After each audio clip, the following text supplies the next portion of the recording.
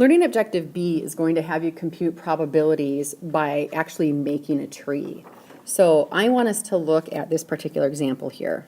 Suppose that 1 in 500 airline passengers carry some form of hazardous material with them on the airplane. Further, suppose that a screening device accurately identifies 98% of the people with hazardous material and accurately identifies 99% of those without the hazardous material. If a person is identified by the machine as having hazardous material, what's the probability the person actually has these kinds of materials? This is a very wordy question, so the tree diagram on this is going to be incredibly helpful. So let me show you. Let's just start that we have a passenger coming through the airport. Now there's two things going on. One, they're either carrying hazardous material or not, and then two, the machine's either going to detect it or not. So when you first walk through the door, the first choice is that you could be carrying hazardous material, so I'm going to say yes to hazardous, or no, you're not carrying hazardous material. Now I want to put probabilities with each branch. So what percent of the people coming through are carrying hazardous material? Well, 1 in 500. So then what percent are not carrying hazardous material? That's 499 over 500. Okay. Now the next branch is going to be I go through the machine. So when I go through the machine, it's going to come back and it's going to say it identified it. Okay? Or it's going to say it did not identify it. Same scenario. Either here it's going to identify it or not identify it. Now this gets a little tricky, so here it is. It says here, further support that the airport screening device accurately identifies 98% of the people with hazardous material. So if you have hazardous material, it's going to identify you 98% of the time. So basically, you're the person walking through the hazardous material. The machine identifies you 98% of the time. That's right here. So the 98% goes right there. So if the machine doesn't get you, it's 2% of the time. Okay, next one. Then it says, and it accurately identifies 99% of the people without hazardous material. So I'm coming through without hazardous material. Which one of these accurately identified I did not have it on me? That would be this branch right here. I don't have it. So it's going to come back and say, you don't have it, and that's going to happen 99% of the time. So therefore, this one is 1%. Now what you're going to do is you have 4 different scenarios. You have this scenario, this, and this. So it can be this and that, or this and that. And probability means to multiply. So I'm going to multiply right here, 1 over 500 times 0.98. Then 1 over 500 times 0.02. When you do that, here's what you're going to get. You're going to get these totals here. I will tell you, if you add these up, it's going to come back to 100%. Okay, so now let's answer the question. Here's what they want to know. If a person is identified by the machine as having hazardous material. So this is conditional probability. So I'm going to do this. If the person is identified as having hazardous material, so that means given the fact that they were identified as having hazardous material right there, what is the probability they actually carry that material? So if I'm doing this formula, it's this. Let me read it. What's the probability you're carrying hazardous material given the fact that the machine caught you? Okay, so you can either use the formula, or here's what I do. Again, if a person is identified by the machine as having hazardous material, I go and I circle all of those that had hazardous material. This person had hazardous material by the machine, and this person was identified by having a hazardous material. That number goes on the bottom of my fraction. Now, of those, what is the probability the person actually has those materials? Of these two numbers, which one shows you actually had it? It was this guy right here. So that one goes on the top.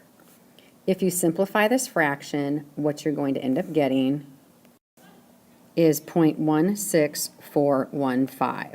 So it's about a 16.4% chance that this would happen. Now, the use of medical contests really do conditional probability quite a bit. So let's just read this paragraph and fill in the blanks. When a person takes a test to see if they have a particular allergy, disease, or condition, the result is called blank if the test indicates the person does not have it. It's called negative. It is called blank if the test indicates the person does have it. It's called positive. Usually, the negative result is the one that you want. Okay, so there's two things on a test. Either positive or negative are the black and white answers. But there's two other results that can actually show up. One of the results is called a false positive. And what a false positive is that the test says you have it, but you don't have the condition. So it was a false positive, right? It came back and said, hey, positive, you have it, but it's false, you don't have it. The next is a false negative.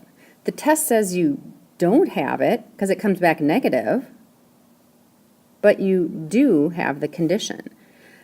So sometimes a false negative could actually be worse, because if you really are sick, you go to the doctor and they say you're not, they send you home sick and hopefully you're going to be okay.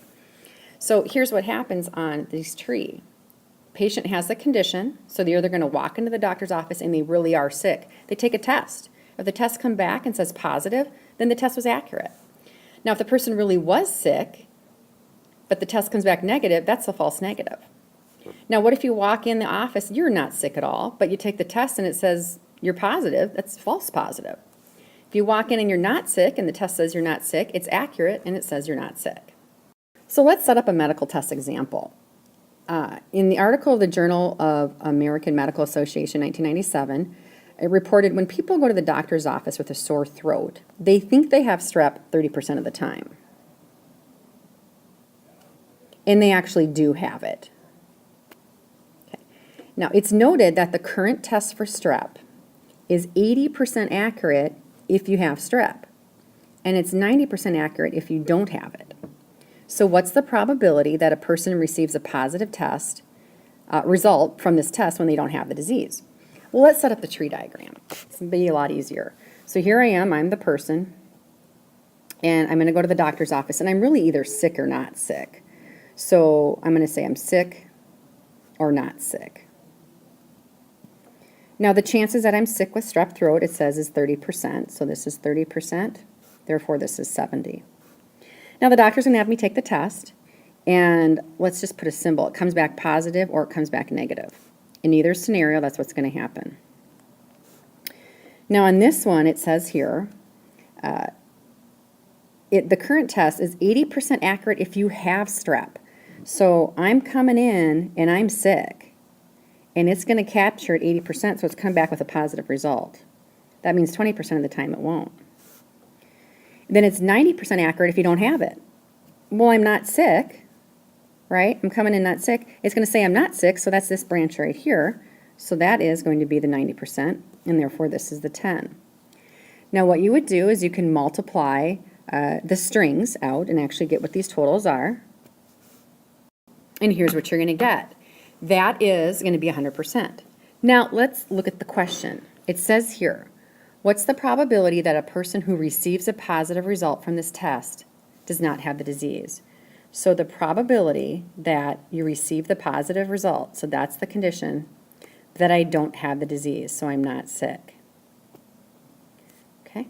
So those that receive the positive result, I'm going to go back here and circle who they are. It's this person and it's this one. What's the probability I don't have the disease? It's this guy here. So what I just did is I determined the bottom of my fraction is this.